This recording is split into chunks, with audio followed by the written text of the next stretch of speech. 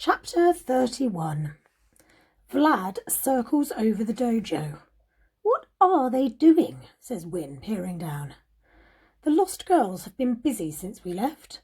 They're scurrying all about the dojo, rolling stones into place and digging up great mounds of earth. Their previously smooth training area now looks like a building site. Making the magic road. Look, there's the tunnel." I pointed to a place near the trees where a girl's head is poking out from a tarpaulin. "And over there, where they're piling up earth, that's the big rock where the dragons are going to pick us up." "Those girls might be small," says Win, "but they're strong and fast."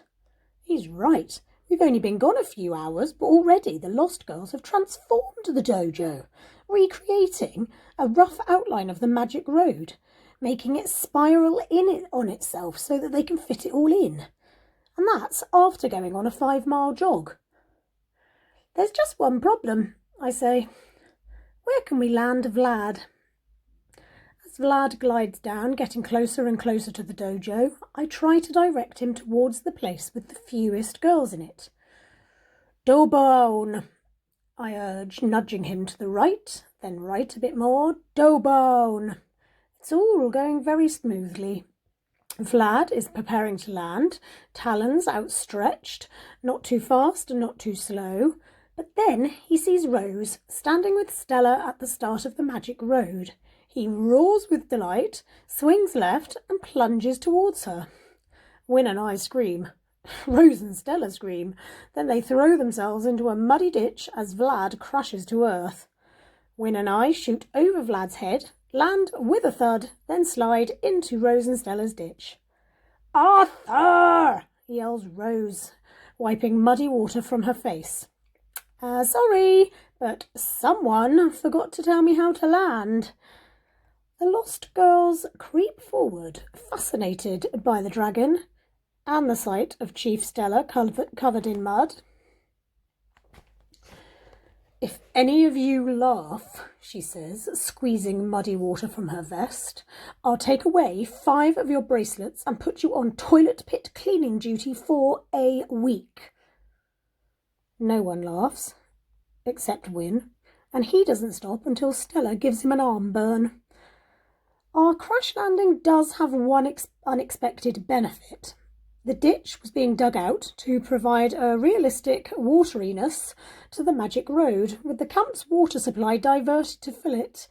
When Vlad heaves himself up and flies off to find Pickle, he leaves behind a vast crater, which immediately starts to fill with water. After consulting the map, Stella decides that the crater will become Big Leap, the point on the magic road where there's a huge gap between 2 rocks. Now we can all practice doing the jump, with a pool of water beneath us, just in case we don't make it. By now it's almost dark, so Stella issues dinner and tidying up instructions. "But not you 3, she says, nodding at me, Win and Rose. "You can stay up here and finish the rocks round Big Leap." I'm exhausted and battered, but one look at Stella's determined face tells me there is no point arguing. If Rose is bothered about being stuck with me and Win, she doesn't complain. We watch the lost girls trudge into the tangled forest, then start adding rocks to the pile the girls have already made. Rose looks from me to Win. She takes in our burnt hair, our smoke-covered faces, and our bruises and cuts. "So, what exactly happened to you 2? I touch a particularly painful graze on my cheek. "We nearly died because someone told us to get on a dragon, but didn't tell us how to fly it." Rose laughs. "Ha, yeah, but you didn't die, did you?" "We came close," I mutter. Then I can't help smiling. "We flew through this archway of rock, Rose. It was small, and we had to fly Vlad on his side, but we did it, and it was incredible." She heaves a spadeful of muddy soil over her shoulder and slaps it down. "I knew you could do it," she says.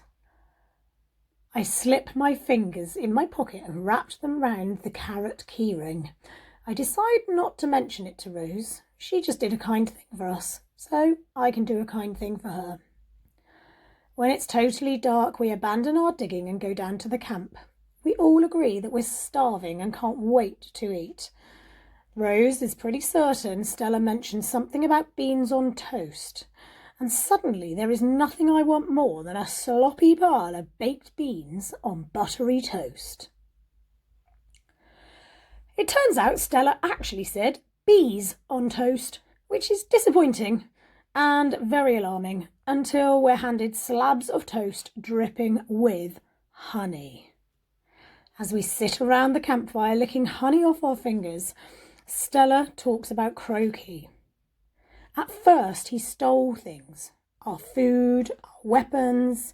Then he came with the Scarecrow army and set fire to treetops. Luckily the girls were out hunting, but he caught me in my treehouse and stuffed me, then left me for the girls to find. She shudders at the memory and digs a stick into the embers of the fire. If he finds us here, I don't know what we'll do. I think he got really angry when he stopped flying. I look up with surprise. But he flew yesterday. He lifted me in the air. Well, I haven't seen him flying in ages, said Stella. Now I think about it, neither have I, says Win. Stella shakes her head. That's not good. If he's flying again, he could be anywhere. Automatically, everyone's eyes shift from the fire to the canopy of leaves above us. Then Stella breaks the silence. Has he been to your cave, Win? No, he can't find it because I use camouflage and magic. Then he pulls out his wand, says, "Whistle, fur," and a single white marshmallow bursts out of the end of his wand. I'm not sure who's more surprised, us or Win.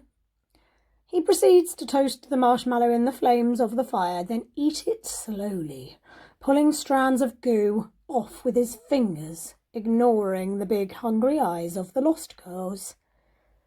"Do it again," says one of the smallest ones, Clara, tugging his sleeve. "That was awesome." Really? Win is so surprised to have genuinely impressed someone with his magic that he fluffs his neck spell and produces first a cherry tomato and then what looks like a bit of cheese. But after that, he starts magicking up marshmallow after marshmallow, and the lost girls creep closer and closer to him, hands outstretched. When Clara is eating her marshmallow, she suddenly says, "Arthur, why are we saving this man?" Oh, the question takes me by surprise. "Oh," I say, "because he's our granddad." She scowls. "I know that, but why is he so important?" I guess the word granddad doesn't mean much to Clara or the other lost girls. The only family they have are each other. I wonder how I can possibly explain that without Grandad and his fun, and the endless games he let us play in the attic, there might never have been a roar.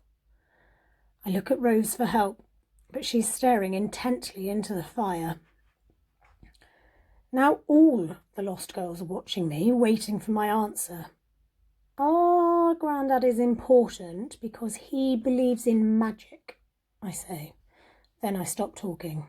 I have to. I have a lump in my throat and my eyes are watering. I could pretend it's because of the smoke from the fire, but I'd be lying. "Okay," says Clara. Then she turns back to Win and holds out a hand for another marshmallow. Like Rose, I fall quiet, gazing at the flames until Stella announces that it's time for a wrestling bout. Apparently, this is something the Lost Girls do every night before they go to bed. And soon, logs are pushed out of the way and 2 girls are selected and take up their positions. I quickly discover that the Lost Girls take wrestling seriously, and it's a good distraction from my thoughts of Grandad. As they hurl each other to the ground, Stella circles them, offering tactical advice like, "Poke her in the eye, Nell," and "Bite her, Flora, bite her." I notice Flora yells, "Hear me roar," as she slams into Nell. "See," I say, nudging Rose. She doesn't think it's a lame thing to say. Rose rolls her eyes. Well, it is. After the wrestling, there's a short ceremony in which a lost girl is given one of Stella's loom band bracelets. The girl is small and has a long plait and is wearing a yellow t-shirt. I realise she's the girl who cut the ropes on the bridge. Presumably she's found her way back to camp and is now being rewarded for trying to kill us. But I still find myself joining in with the applause because she looks so proud when Stella slips the bracelet around her wrist. Next, it's biscuits and tea, and then bed. Magic road training tomorrow, says Stella, crunching thoughtfully on her biscuit. Then we'll travel to the start of the magic road during the night. She looks at Wynne. You're sure about when it appears? He nods. Twice a day, an hour before dawn, and again 12 hours later.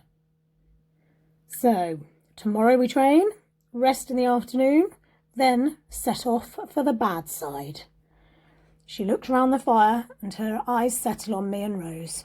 Then we go to the crow's nest, fight Croaky, and get your granddad back. She jumps to her feet, grabs Wynne's very last marshmallow, and announces bedtime.